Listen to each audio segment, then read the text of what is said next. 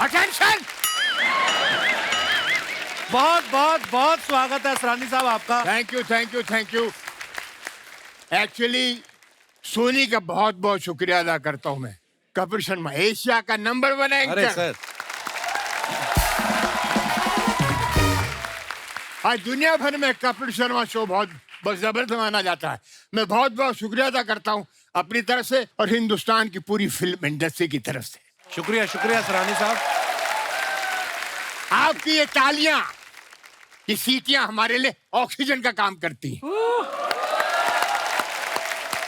मगर ये रूबरू मुलाकात हमारे लिए बहुत काम की बात है। सिनेमा के पर्दे पे आप हमको देख सकते हैं या टीवी पे, हम आपको देख नहीं सकते। ताली बजा रहे हो, गाली दे रहे हो, जूता फेर रहे हो, क्या मालूम।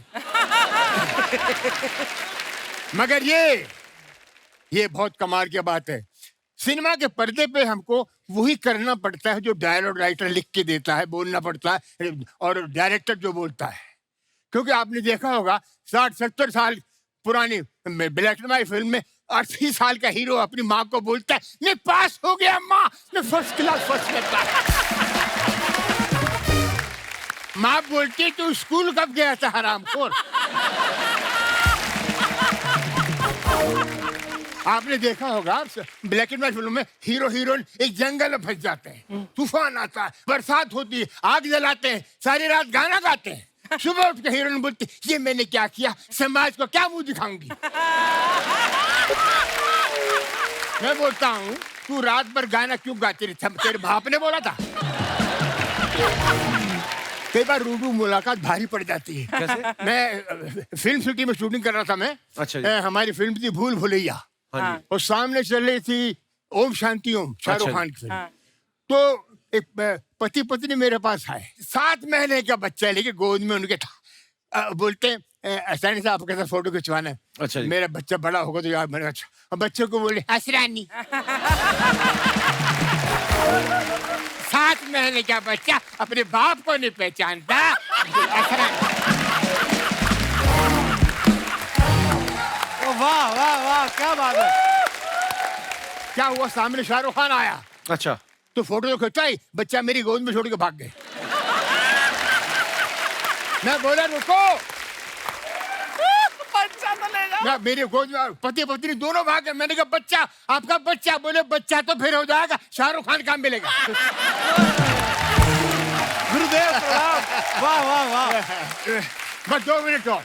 जी जी सर, आपका मंच है आज। आप देख रहे हैं लोग कितना एंजॉय कर रहे हैं आपकी शाम बातों को। में अर्ली मॉर्निंग जूहू बीच पे वॉक करने का, टोपी लगा के 6:30 बजे अंधेरे में कोई पहचाना नहीं। हाँ। ऐसा करके मैं जा रहा हूँ चुपचाप, अंधेरे में आवाज आती असरानी। मैं बोला ये कौन है साला। मैंने मुड़ के नहीं देखा, मैं चलता रहा। पीछे बोल तू असरानी है, तू असरानी है। मैंने कहा नहीं तू असरानी है। और सामने आ गया, मैंने देखा गेरुए वस्त्र पहन के एक सन्यासी था। ये तू असरानी है। मैंने कहा नहीं तू है, टोपी उतार, टोपी उतार। मैंने उतार ली, असरानी है, असरानी है। क्या बात है। थैंक यू, असरानी अरे जी, thank you, I love you। बहुत बहुत धन्यवाद।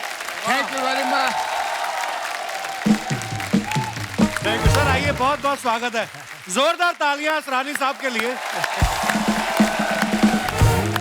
क्या एनर्जी है असरानी साहब की, वाह। असरानी साहब, मैं 81 में पैदा हुआ हूं और पहली फिल्म अगर मैंने देखी असरानी साहब जिसमें थे शोले, कोई लगभग 50 साल होने को आए, 75 में रिलीज हुई थी शायद। या उसमें भी उतनी एनर्जी आइस। आज थोड़ी और ज्यादा दिख रही है। अच्छा। गुरुदेव, कौन सा च्यवनप्राश खाते हैं आप?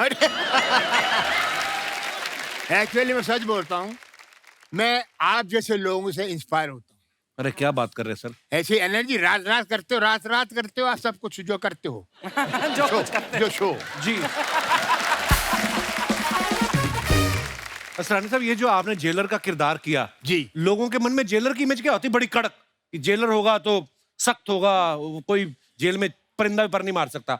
आपने उसमें जो लुक था आपका, बिल्कुल हिटलर जैसा लुक, हाँ। लेकिन इतना लवेबल कर दिया उस कैरेक्टर को, इतना मजेदार कर दिया। वो हिटलर वाला अंदाज कैसे आया सर उसमें? मुझे मुझे रखी थी आपने बड़ी। मैं आपको एक बात बताऊं, जी कई लोगों को मालूम नहीं होगा। जी सलीम जावेद, रमेश सिप्पी, इन लोगों ने मुझे बुलाया, वर्ल्ड वॉर सेकंड की किताब दिखाई। उसमें 15-20 पोस्ट थे हिटलर के, ऐसे खड़ा है वैसे खड़ा है। आपको पता होगा, नहीं होगा पता नहीं होगा। नहीं होगा। दुनिया के जितने भी एक्टिंग स्कूल हैं उसमें हिटलर की आवाज रिकॉर्डेड है, ट्रेनिंग के लिए, एक्टरों को ट्रेनिंग के लिए। वाह अच्छा।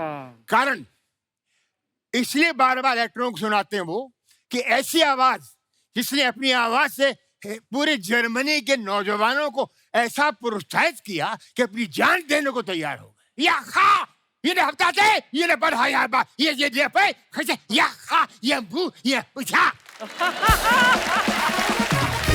या भ्या ये शहाद ये मार ये यानी अपनी जान दे दे, मर जा उल्लू के पट्टे, मर जा। जोरदार तालियां यार असरानी साहब के लिए। वाह, thank you sir, thank you. Love you Asrani साहब। प्लीज प्लीज विराजमान हो जाइए। असरानी साहब, पेंटल साहब और टीकू सर आज हमारे शो पे पहली बार आए हैं। शक्ति सर पहले भी आ चुके हैं हमारे शो पे। अगर मैं इन सबका काम जोड़ लूं, जितना काम इन्होंने इतनी सैकड़ों फिल्में की हैं, सारा काम जोड़ लूं तो तकरीबन 200-250 साल हो जाता है। 200-250 साल से लोगों को हंसा रहे हैं। तो इससे बड़ा कोई अवार्ड नहीं हो सकता सर। आपने सुना जैसे मैंने आपके नाम लिए, कैसे लोगों के चेहरे पे मुस्कुराहट आ जाती है नाम सुनने से ही। और आपने फिल्मों में इतना काम किया है, और ये हमारा सौभाग्य आज आप हमारे शो पे आए हैं। मैं कपिल एक बात कहना चाहूंगा कि नो डाउट हमने अपनी तरफ से जो जो कोशिश करनी थी कि जितना मुस्कुराहट लोगों के चेहरों पे लाना चाहते थे लाए, लेकिन सबसे ज्यादा क्रेडिट मैं आपको दूंगा और ये सच है कि आपने इस प्लेटफॉर्म पे कॉमेडियंस को बुला के और कॉमेडी को जो रिस्पेक्ट दी है, I think I should stand up and clap. Sir ये बहुत बड़ी बात आप बोल रहे हैं, और हमने तो ख्वाब में भी नहीं सोचा था कभी आपसे मुलाकात करेंगे। और आज आप हमारे शो पे आए, ये ऊपर वाले की मेहरबानी है सर। Thank you. सर मैं ये जानना चाहता हूँ कि आप तीनों ने हमारे शो पे आने में इतना टाइम कैसे लगा दिया? आपको हमारे शो का पता नहीं था या आपको ऑटो नहीं मिल रहा था तीनों को साथ में? Sharing auto. ऑटो तो आज में नहीं मिल रहा था, मैं गाड़ी में लेके आया हूँ। वो बात अलग है कि रास्ते में 3-4 बार धक्के मारने पड़े गाड़ी को। इनको वो दूसरी बात है। बट एक बात अर्चना जी, बड़े ही मजे की बात है जब मुझे मैसेज मिला कि ऐसे शो में असरानी जी, टिंकू जी और पेंटल साहब आ रहे हैं, तो आप आना चाहेंगे? हाँ। मैं कि सबसे पहले मैं ये दुनिया को इतला दे दूं कि जो ये 3 मस्केटियर्स बैठे हैं, हाँ। हम लोग इंस्टीट्यूट के हैं, FTII के तीनों। हमारे फिल्म इंस्टीट्यूट के अंदर आज तक ये चल रहा है, हाँ। चाहे सालों साल हो गए हमको वहां से अपना डिप्लोमा लिए हुए, कि अभी भी अगर असरानी जी मुझे बोले जूनियर शक्ति कपूर कम यार, मैं ऐसे भागता भागता जाऊंगा। Yes sir. Stand up, relax, okay, go to hell, go to hell. लेकिन मेरा सफर एक खलनायक से विलन, आज भी विलन के रोल कर रहा हूं, लेकिन कॉमेडी शुरू की। जब कॉमेडी की मैंने पहली फिल्म की, वो पेंटल साहब थे, उसमें सत्य पे सत्ता थी। वाह, बड़ी प्यारी, बहुत अच्छी फिल्म थी। और जब मुझे राज सिप्पी ने बोला कि आप कॉमेडी का रोल करेंगे, तो मैंने कहा यार अच्छा वाला ये विलन का रोल का धंधा चल रहा है, क्यों कॉमेडियन बना रहे हो यार? बोले नहीं, ये 7 हीरो हैं। हाँ। और जब स्क्रिप्ट सुनी क्या कादर खान साहब ने कैसेट सबको बांट दिए। अच्छा। सबके रोल उसमें थे, मतलब डायलॉग। अच्छा जी। उसके उसके बाद एक फिल्म आई मवाली, तो पहला शॉट था कादर खान साहब मुझे चांटा मारते हैं धाड़ में नीचे। सेकंड शॉट अरुणा रानी, वो चांटा मारती है, मैं नीचे। फिर तीसरा जैसे मैं नीचे हूं तो वो जीतू साहब कूल्हे पे मेरे लात पड़ती है, मैं फिर नीचे। मैं कहा मेरा करियर खत्म। मैंने कहा इन लोगों ने मेरे जिस्म का कोई भी इलाका नहीं छोड़ा जहां पे मुझे मार नहीं पड़ी हो। कादर खान साहब के पास मैं गया, सर मैं आपके चरणों को हाथ लगाता हूँ, मेरी शाम की टिकट करा दो। मुझे ये फिल्म नहीं करनी है, मेरा करियर खत्म हो जाएगा, अभी तो मेरी शादी भी नहीं हुई है। कहता है वो हमको पता क्या क्या करता है तू। फिर ये अपना वीरू देवगन साहब फाइट मास्टर थे, उन्होंने मुझे कोने में ले गए और मेरे कान में बोला, तक शक्ति पंजाबी में बोला, मैं ये पिक्चर देखी है, अगर तू ये रोल करेगा ना, तू अगर चंड खानी है तो खा, लत खानी है तो खा। मैं कहा खाना भी मिलेगा, वो भी खा। तू खा और बेश शर्मा वाकन खा। अच्छा। तू एक जो पिक्चर रिलीज होगी, तेरे को क्या नाम मिलेगा, पर हुआ वही। क्या बात है? मवाली जब हिट हुई, मेजर हिट हुई। अच्छा असरानी साहब, आपने इतने मजेदार किरदार किए हैं जी और ज्यादातर कॉमेडी रोल्स किए हैं, आप इतने हैंडसम हैं, हैं? अब शुरू से कैसे है? He's very surprised. तो आप शुरू से ही कॉमेडियन ही बनना चाहते थे या मन में कभी ये भी था कि मैं रेखा के साथ या जीनत मान के साथ हीरो भी आऊं? ऐसा कोशिश तो बहुत की।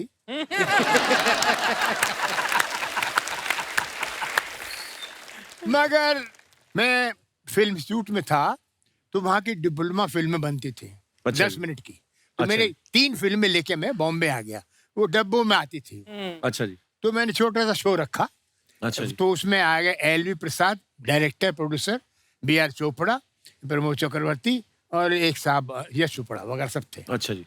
मेरी तीनों फिल्म देख के बाकी सब तो उठ गए, एक आदमी बैठा रहा, अच्छा जी। एलवी प्रसाद, अच्छा। अच्छा। साउथ के प्रोड्यूसर डायरेक्टर, बहुत बड़े। बाद में बहुत उनका मैंने फिल्म में काम किया। तो मैं देखता रहा कि ये मुझे काम जरूर देगा, बेचारा अकेला बैठा हुआ है।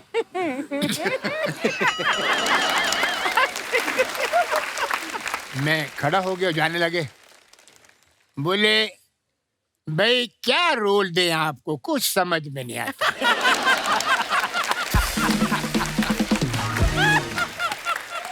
हीरो आप लगता नहीं, विलेन हमारे पास बहुत हैं, कैरेक्टर आर्टिस्ट की कमी नहीं, मैं क्या रोल दूं आपको? मैंने कहा सर क्या करूं मैं? नहीं बैठे रहे, वापस जाओ। तो मैंने कहा मैं तो जयपुर जाया था, वहीं जाओ। मैंने डब्बे उठाए और वापस चला गया पूना, जयपुर नहीं गया, मैं जयपुर मारेंगे लोग, डब्बे लेके आ गया। वापस पूना गया, वहाँ बैठा रहा। लेक्चरर बने। तो शुरू में ये बड़ा, हमारी स्ट्रगल इतनी जबरदस्त थी कि मतलब पूना से हर हफ्ते हम लोग आते थे स्ट्रगल करने। कम एक्टिंग कोर्स करने के बाद 5 साल लग गए, लोकल ट्रेन में आना, पूना से बॉम्बे, बॉम्बे जाना जाना।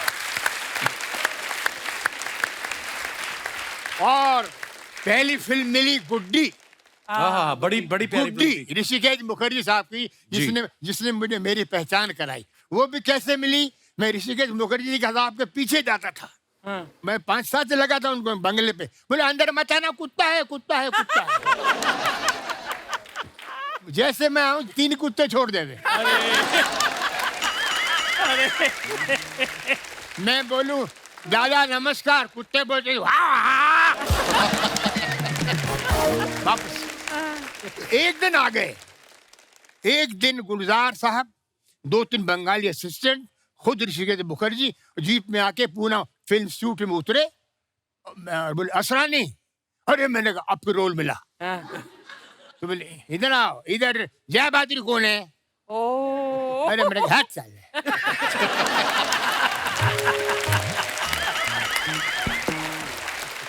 जय बहादुर कौन है? मेरी माँ है। ऐसा लगा बोलूं, बोला नहीं। ये अभी सोच के चेंज किया। मैं आपको 1 मिनट खत्म नहीं हुआ रे। ये परसों तक चुप नहीं होगा। मुझे कपिल बोलते थे कि शक्ति तू चुप नहीं होता, आज मेरा बाप सामने। नहीं तो मुझे बोला जय बहादुरी कहाँ पर है? देखा है? मैंने कहा हाँ सर, वो तो है, स्टूडेंट है। वो कैंटीन में चाय पी रही थी, मैं गया उनके पास। मैंने कहा ऋषिकेश मुखर्जी मिलना चाह रहे हैं। हाथ से प्याला टूट गया चाय का। ऋषि काकू, और वो आ गए। तो उन्हें अच्छा ये है, देखा। उनको चाहिए था गुड्डी में लड़की। तो मैंने इनके असिस्टेंट से पूछा कि यार ये तो इनको ले लेंगे, मेरा कुछ है क्या? बोले नहीं, हम कुछ बोल नहीं सकते, ये बड़ा खतरनाक आदमी है ऋषिकेश मुखर्जी, अगर जरा भी कहानी बता दी मारेगा। तो मैं गुलजार साहब को मैंने बोला, गुलजार साहब लड़की ले रहे हैं जय बहादुरी को, मेरा कुछ है क्या? बोले यार तू बोलना नहीं, उसमें छोटा सा रोल है, जो लड़का हीरो बनने आता है एक्स्ट्रा बन जाता है। मगर बोलना नहीं, मेरा नाम मत बोलना ऋषिदा को। ठीक, ऋषिदा आ गए, बस बैठने वाले गाड़ी। मैंने कहा दादा प्रणाम, 4 साल हो गए। हाँ मालूम है।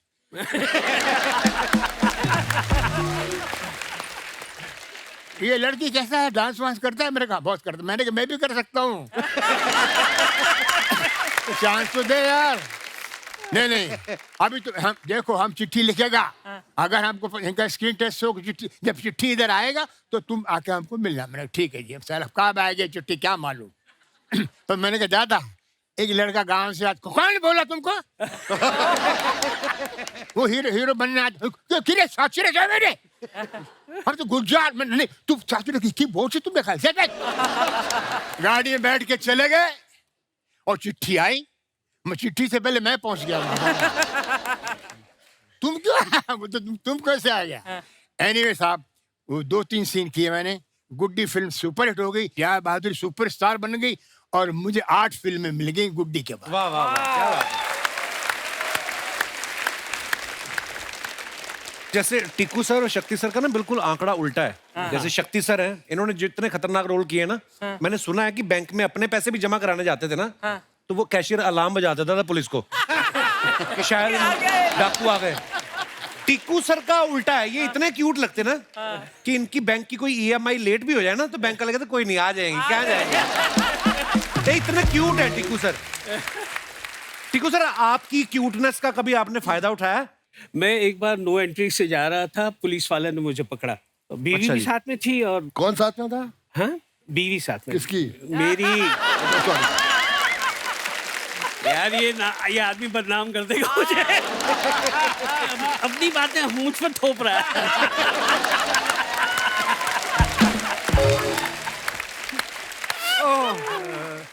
अब मुझे पकड़ा, उन्होंने साइड पे रोका, और वही ट्रैफिक हवलदार, अरे सर आप हैं?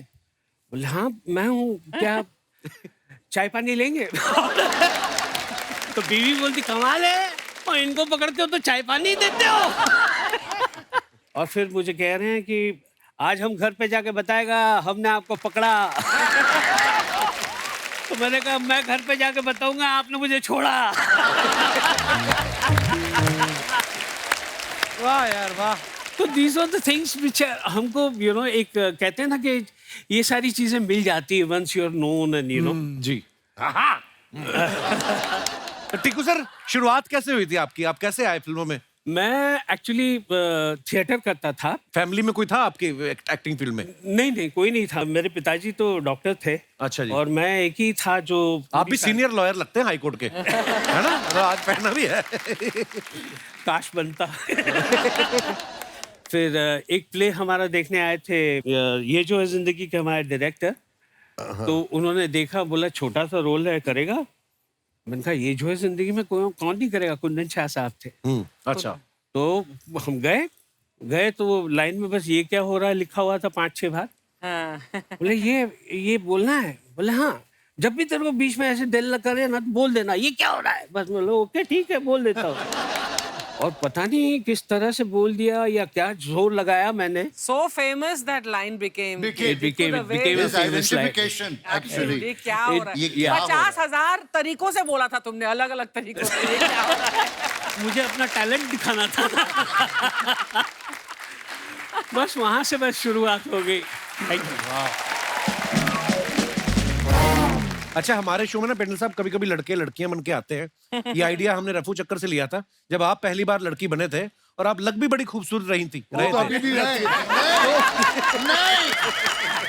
नहीं। जब वो सीन शूट कर रहे थे तो टाइम लगता है शूट करने में, बीच बीच में कभी बाथरूम भी जाना पड़ता है, तो फिर कौन से वॉशरूम यूज करते थे आप? कंफ्यूजन नहीं हुआ किसी को देख के? नहीं, कंफ्यूजन नहीं होता था, बस उनकी आंखें बाहर आ जाती थी जब हम जेंट्स में जाते थे। But Kapil, I must share one thing, एक पिक्चर हमने की थी तरकीब, अच्छा जी। मिठुन एंड मैं भी था। हाँ, इसी की बात बता रहा हूँ। उसमें एक सीक्वेंस ऐसा था जिसमें इसको लड़की बनना था, अच्छा। एंड बिलीव मी, ये लड़की बन के इतना कॉन्शियस था तो हम खास इसको छेड़ते थे, ना करना यार, जरा से थे ना करना यार। ये पानी पानी हो रहा था शर्म के मारे। अरे यार देखो, कोई लड़की बनता है तो यूं कर ना, ये जो करते थे तो वो कोई किसी के साथ भी ना करेगा। अरे सच्ची बोल रहा हूँ। और दोनों मेरे सीनियर इंस्टीट्यूट के, और मैं इनका जूनियर, और जहाँ वो शॉर्ट कट हो मैं जाके बैठूं और ये दोनों का एक का, मतलब ओह माय गॉड। बस हो गया, समझ गए। समझ गए बस। आज तक दर्द होता है।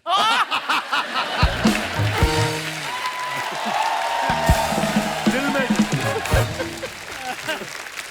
अच्छा, 1970 में हमने सुना कि जब उमंग फिल्म बनी तो असरानी साहब और पेंटल साहब दोनों न्यू कमर थे, मगर पेंटल सर को बोलते कि ज्यादा पैसे मिल गए। और असरानी साहब, ये सच्ची बात है असरानी साहब? यस, मैं बताता हूँ। हम सब लोग साइन हुए, it was film by Guru Dutt films, तो उन्होंने हम सबको बुलाया और कहा कि जो डांस अच्छा करता है उसको लेंगे। तो सबसे पहले मुझे घुसेड़ दिया डांस के लिए, तो मेरे जो आता था ना सारा पिटारा खोल के रखा। अच्छा। उसका असर ये हुआ कि ही सेड वेरी गुड। तो महीना 2 महीने गुजरे होंगे, पहली तनख्वाह 700 रुपया महीना, असरानी साहब, मैं, सुभाष खई, हम सबको 700 रुपए महीना। Which year is this? कौन सा 69। 69। वाह। तो 700 रुपए महीना पहला चेक मिल गया। दूसरे चेक से पहले पता नहीं क्या हुआ, आत्मा जी को कुछ मुझ में एक्स्ट्रा दिखा होगा, तो ही सेड मैं तुझे 5 साल के लिए कॉन्ट्रैक्ट में रखना चाहता हूँ। अच्छा। ऐसे जरूर। तो उन्होंने कहा पहले साल 700 रुपया महीना चलेगा, दूसरे साल 1000, तीसरे साल 1250, इस तरह 250 रुपए मैं बढ़ाता जाऊंगा। तो मैं थोड़ा ड्रामा वरामा किया कि नहीं कम है ये, तो अच्छा बताना कितना, चिढ़ गए, बताना कितना। मैंने कहा पहले साल 1000, फिर 1500, फिर 2000, फिर 2500, इस तरह। अच्छा ठीक है। वाह। तो जब चेक आया तो सबको पता लग गया कि पेंटल को 1000, क्योंकि हीरो को और पेंटल को 1000 मिल रहा था, अच्छा। इन सबको 700। तो उसके बाद जब भी मौका मिलता था, जब कभी हम बैठते थे आराम से जी, तो ये 700 की खुजली निकलती थी सुभाष की, और बात गई। तूने ज्यादा पैसे लिए हमसे। असरानी साहब, आपने 300 रुपए कैसे वसूले फिर इनसे? तो सुभाष गई और हमको लगा यार ये इसका आंदोलन करना चाहिए। ये गलत है। जी। सब फिल्म इंस्टीट्यूट से हैं, थोड़ा डांस अच्छा आता है, तो इसका क्या मतलब है? तो सुभाष गई हमारे लीडर, अच्छा जी। और 2-3 को और को तैयार किया, बाकी सब भागे, मैं साथ में था। अच्छा जी। ऑफिस, आत्माराम जी के ऑफिस में नॉक किया, आपसे मिलना है, बुला जाइए। सर ये क्या है, आप हमको 700 रुपए देने और लोकल पास, अंधेरे टू चर्च गेट, उसका क्या फायदा? और उसको 1000। बोले सुभाष तुमको डांस आता नहीं। बोले डांस हम कर सकते हैं। मेरे आता नहीं, कर क्या सकते हो, देख लिया ना। उसमें हमारे सुभाष जी को डांस नहीं आया, एंड तक नहीं आया। उसमें हमारे कैरेक्टर थे FTII अगेन बलदेव खोसा, जो MLA भी बने बाद जी में। जी जी। तो बलदेव खोसा साहब को भी ले लिया गया था। अब उनकी पंजाबियत बहुत आती थी हिंदी में, हाँ। तो उन्होंने कहा यार मेरे बहुत पंजाबी आती है हिंदी में, मुझे कुछ करना चाहिए, करो। तो उन्होंने उर्दू का टीचर रखा। वो घर पे आके उनको उर्दू और हिंदी सिखाता था। महीने बाद हम मिलने गए तो वो सत श्री अकाल कर रहा था। उसकी उर्दू खराब हो गई थी। गुरुदत्त फिल्म्स जब हम काम करते थे, एक फिल्म बनाई थी, ये गुलिस्ता हमारा। अच्छा जी। उसमें देव साहब, देवानंद हीरो, आत्माराम जी डायरेक्टर। सबसे पहले 4 बजे जगने वाले देवानंद।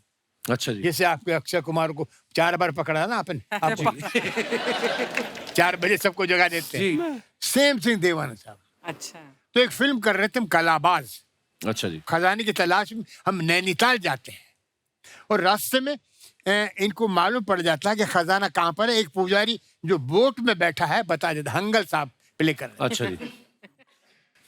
हंगल साहब बोट में मर जाते हैं, उनकी लाश को मड आइलैंड पे उतारते हैं। अच्छा और देव साहब को उस पिक्चर में जो गुरुद्वार फिल्म थी उसमें उनको रोने का सीन था।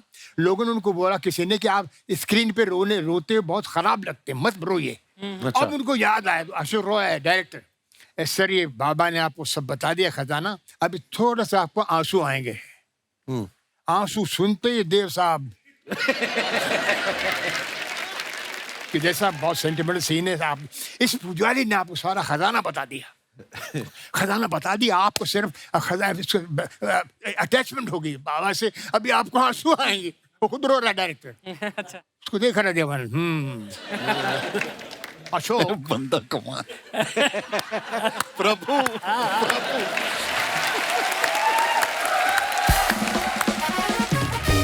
वो हंगर साहब लेटे हुए हैं, डायरेक्टर को कंधे पे हाथ रखा देवानंद ने। Ashok you are wasting time, आदमी मर गया, बाबा ने खजाने का पता बता दिया। कट। अशोक बाबा मर गया मर गया मर गया।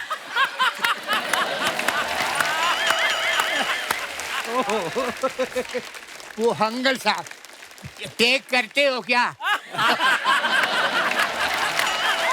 टेक ये क्या चल रहा है? ये क्या चल रहा है?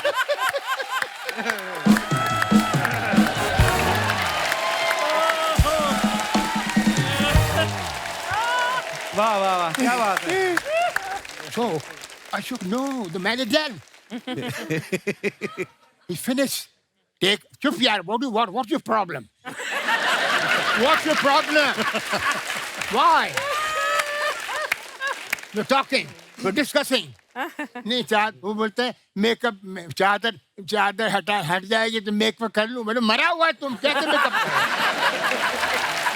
क्या बोल going on, what happening here? Come on, Hangal. Ashok बाबा मर।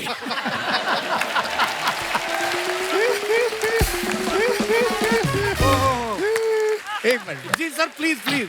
मैं इनको रोल सुनाने गया। हंगल साहब की बात करता हूँ।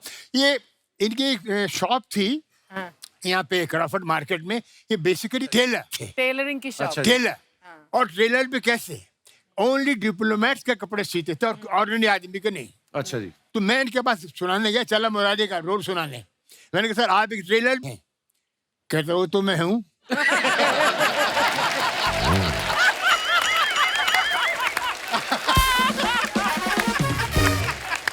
क्या बात है। असरानी साहब की बातें सुन के लगता है कि इनको कोई स्क्रिप्ट भी देता था कि अपने आप ही शुरू हो जाते थे। अच्छा, स्पेशल 26 आपने देखी है।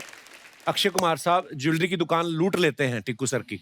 फिर 1 और 1 11 में गोविंदा और संजय दत्त इनकी तिजोरी लूट लेते हैं। फिर तकदीर वाला में रवीना टंडन इनकी ज्वेलरी की दुकान लूट लेती है। आपने कभी मैडम को कहा है अपनी वाइफ को कि देखो मुझे तो लोग लूटते रहते हैं, कभी मैं ऐसी शूटिंग कर रहा हूं तो तुम भी आ जाओ लूटने?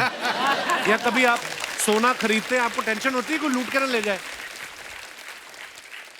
सारे नकली जेवर होते हैं तो क्या उसको लूटने के लिए बनाओ। सर मैंने सुना है कि जब आप थिएटर करते थे टिक्कू सर जी। तो आपने बताया नहीं था घर में किसी को? नहीं, बेसिकली उस जमाने में घर वालों को पता ही नहीं होता कि ये क्या कर रहा है। तो पता कैसे चला फिर उनको? फिर वो था कि मैं थिएटर करता था और प्रोफेशनल थिएटर में लग गया। और फिर एक बार पिताजी हैंगिंग गार्डन पे गए थे और किसी ने उनको बोला कि ये टीकू तलसानिया है कौन? अच्छा। बोले मेरा बेटा है, कुछ किया है क्या, कुछ गड़बड़ की उसने? बोले नहीं, उसका एक प्ले चल रहा है, बहुत अच्छा है, अच्छा जी। आपने देखा या नहीं? तो बोले नहीं देखा। उस दिन सुबह सुबह वो जलेबी गाठिया लेकर आया, मुझे उठाया, मुझे कहा उठ, आज तेरी वजह से मैं पहचाना गया। हाय, हाय, क्या बात है। तो दैट इज वो एक मोमेंट है जो मैं जिंदगी में कभी नहीं भूलूंगा। मोमेंट। क्या बात? असरानी साहब एक बात बताइए, जैसे आजकल सोशल मीडिया पे झट से पता चल जाता है कि अच्छा फिल्म को ये इतनी ओपनिंग लगी, इतना रिस्पांस आ रहा है। उस समय तो सोशल मीडिया इतना एक्टिव था, वो सोशल मीडिया था ही नहीं मतलब। था ही नहीं। तो आपको कैसे पता चलता था कि आपकी फिल्म कितना वर्क कर रही है? कभी छुप के आप गए अपनी फिल्म देखने किसी थिएटर में? नहीं ऐसा कुछ नहीं है, मगर 2-3 एक्टर थे जिनसे मालूम पड़ता था कि फिल्म की वैल्यू क्या है। जितेंद्र और ऋषि कपूर। अच्छा जी। ये इन्फॉर्मेशन थे पूरी जिंदगी की वाह। फिल्मों के। जैसे फिल्म लगेगी कितनी खिड़की में कितना, खिड़की में कितना, उसमें कितना, उसमें कितना। तो एक फिल्म में एलवी प्रसाद साहब डायरेक्टर थे, जितेंद्र आए। अच्छा जी। फिल्म का नाम था उधार का सिंदूर, मैं भी था उसमें, अच्छा मैं भी जी। था, भी बहुत हम लोग थे। अच्छा जी। तो आए वो जितेंद्र, बॉबी लगी थी अच्छा। और एलवी प्रसाद डायरेक्टर, तो उनको बोलते फादर फादर, उसको फादर बोलते, फादर बॉबी, खड़की में 22,000, पूना में 23,000, उसमें बोला जीतू डायलॉग याद है क्या तुमको अपना? डायलॉग याद करो। कोई भी किस्सा सुनाते हैं सरानी साहब। Mind blowing. वाह। हम लोग दे दनादन फिल्म कर रहे थे एक साथ में। हाँ। मतलब हम लोगों के लंबे लंबे ब्रेक होते थे, बहुत बड़ी कास्ट थी, और आप जो किस्से सुनाते थे, मतलब हम लोग हंस हंस के, हमको जी नहीं करता था शूटिंग करने का। उसमें मैं भी था। एक और बात मैं बता दूं कि शक्ति is one of my sweetest and oldest friend. या एंड आज आप सब यहाँ बैठे हैं, मैंने आप सबके साथ काम किया है, Yeah. And you are such gentleman truly and My such God. sweethearts to work with. Thank you. Thank you. Stand up on me please. Yes.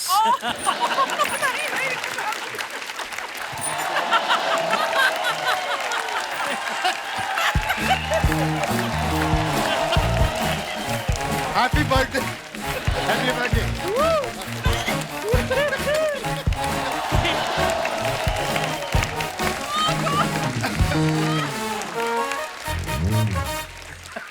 I take everything back.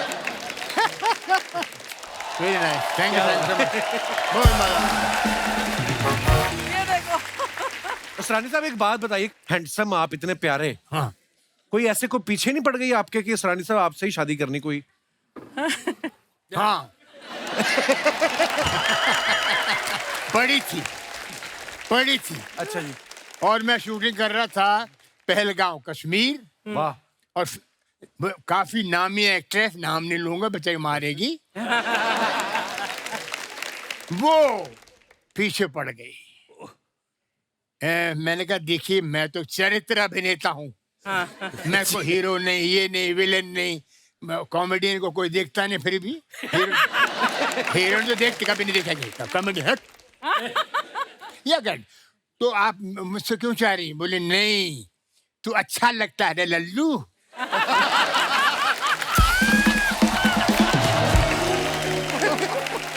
तो मैंने कहने मगर ऐसा कुछ नहीं, चलो मैं, मेरा थोड़ा लगा कश्मीर है, ठंडा मौका है, मैं कुछ देख लूं।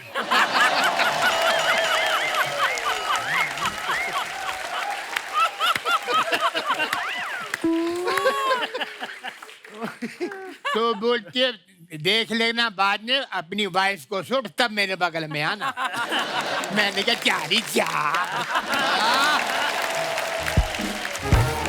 सर ये सवाल मेरे, ये जनता जनार्दन के सवाल है जिन्होंने हमें भेजे हैं कि आप सब जो है इतने हंसाया लोगों को, तो कभी ऐसा हुआ किसी बात को आप सीरियसली बोल रहे हो और सामने वाला मजाक समझ बैठा हो? ऐसा होता है आपके साथ? हाँ कई बार होता है, ऐसा होता है, होता है। आगे बढ़ूं मैं, अगला सवाल। कभी ऐसा हुआ किसी हीरो की इमेज को देख के लगा हो कि यार इससे हमारी नहीं बनेगी, और बाद में सबसे ज्यादा उससे बनी हो? ऐसा होता है आपके साथ? ये मेरा काका जी के साथ हुआ था, राजेश खन्ना साहब। राजेश खन्ना साहब के साथ। हम लोग शूट कर रहे थे इन नटराज स्टूडियो। मैं उनके साथ नहीं शूट कर रहा था, मैं दूसरी फिल्म की शूट कर रहा था, और काका जी मिले and he was a known actor, I was an actor, and हमें इंस्टीट्यूट में ये सिखाया गया कि रिस्पेक्ट द एल्डर्स। तो मैं बड़े प्यार से उनके पास हेलो करने गया, he didn't acknowledge and went off. अच्छा। तो मैं भी पंजाबी में कहा हट करके, then we started working together. अच्छा जी। और उसके बाद मुझे ये एहसास हुआ कि he was one of the finest human beings. Probably उस समय वो उस जोन में थे जहां उन्होंने मुझे देखा ही नहीं, एक्चुअली अपनी टेंशन में, अपने प्रॉब्लम में, कभी-कभी कहीं ऐसा होता समवेयर है। जी, ही जस्ट डिडंट रियलाइज कि मैं हेलो कर रहा हूँ या कुछ कर रहा हूँ। तो वो एक मिसअंडरस्टैंडिंग बाद में हमारी पूरी हुई। देन हम लोग वर्ल्ड घूमे, शोज पे गए, I was one of his favourite. अच्छा जी, आप और असरानी साहब ने कभी गए लाइव टूर किया आपने? नहीं, लाइव शोज नहीं किया असरानी साहब के साथ। पर असरानी साहब आप अगर करें तो आप तो मेला लूट ले। लूट लेते हैं, है ना, लूट लेते हैं। मैंने बहुत शोज किए इनके साथ। एक छोटी सी बात बताऊंगा कि what I've seen Asrani sir comparing shows and the big stars in the show, big stars. मतलब जब उनका इंट्रोडक्शन स्टेज पे आना होता था तो असरानी जी कराते थे कि अब आपके सामने। मैंने उन स्टार्स को असरानी जी के पास कान पे जाते हुए सुना है, असरानी जी मेरा इंट्रोडक्शन थोड़ा इससे ज्यादा अच्छा करना असरानी जी, प्लीज प्लीज प्लीज। मतलब he was so good in comparing shows all over the world. Big hand to Asrani sir. तो असरानी साहब आपने तो लाइव शोज भी बहुत किए होंगे उस समय, तो कोई किशोरदा का किस्सा कोई मजेदार सा सुनाइए ना प्लीज। 4 लाइनें, 5, जो जितना भी आपका मन। किशोर कुमार जी के साथ कलकत्ते में अच्छा जी। भपी लहरी का शो, उसमें बाद में किशोर कुमार आने वाले हैं और मैं अनाउंसर हूँ।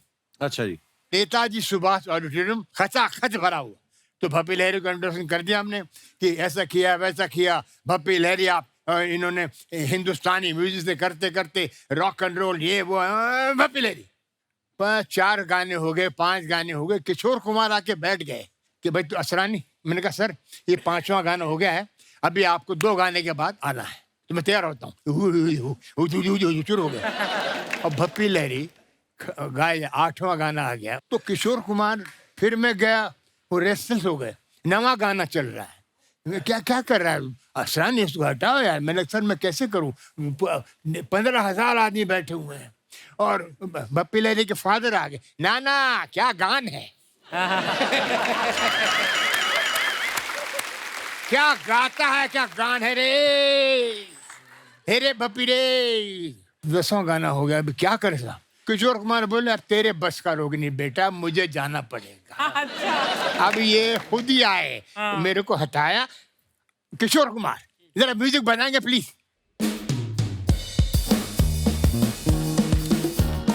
भपी रे भपी, अरे भपी रे भपी, अरे भपी रे भपी, तू जाता क्यों नहीं, तू जाता क्यों नहीं, अरे भपी रे भपी, तू जाता क्यों नहीं, अरे भपी रे भपी, अरे भपी रे भपी, जा जा जा, ये भपी रे भपी, भपी रे भपी, जा, हे अमर शौची बंगाली में शुरू हो गए। किशोर कुमार। दोस्तों एक बार जोरदार तालियां हो जाएं असरानी साहब, शक्ति सर, पेंटल साहब और टिक्कू सर के लिए। और आज की शाम सर ये बड़ी यादगार हो गई है शाम, ऐसे मजेदार किस्से हमें सुनने को मिले। और आज की महफिल जो है, आज हमारे मेहमानों के नाम एक बार जोरदार तालियां हो जाएं। आइए असरानी साहब, शक्ति सर, पेंटल साहब, टिक्कू सर आइए। सो दोस्तों ऐसे ही खुश रहिए, हंसते रहिए, मुस्कुराते रहिए और हर शनिवार रविवार हमसे मिलने आते रहिए। गुड नाइट, शब्बा खैर, थैंक यू सो मच।